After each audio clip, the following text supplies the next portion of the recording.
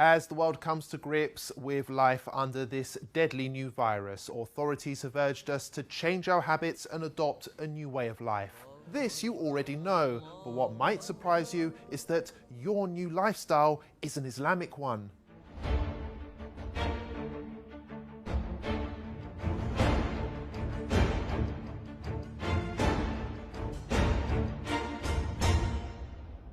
All Muslims believe that the Quran is both a holy text and a guide on how to live a healthy and productive life. Nearly all of Muslims' daily activities, whether that be praying, fasting, or the clothes they wear, have been recommended in the Quran or by the Holy Prophet Muhammad. And for years, many of these practices have been ridiculed by non-Muslims who accuse them of being backwards, weird, or straight up offensive. But now, whether you like it or not, we all have to behave like a Muslim. For starters, pubs, clubs and casinos have all been closed.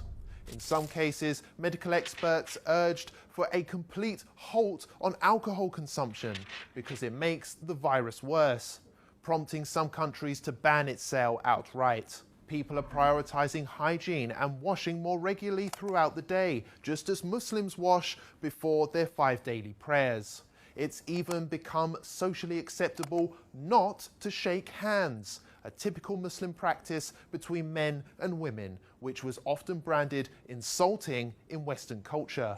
Elsewhere, people are now beginning to cover their hands, hair and face in order to protect oneself in public, including those who at one time or another used to insult Muslim women for choosing to do the same thing. You can use a scarf. A scarf is, a lot of people have scarves, and you can use a scarf. Scarf would be very good. And my feeling is if people want to do it, there's certainly no harm to it. I would say do it, but use a scarf if you want. Even Islamophobic governments, which blanket banned the Muslim burqa, can now be seen adopting masks, which makes them look more Muslim than ever before. European countries like Austria have gone as far as to make face covering compulsory by law.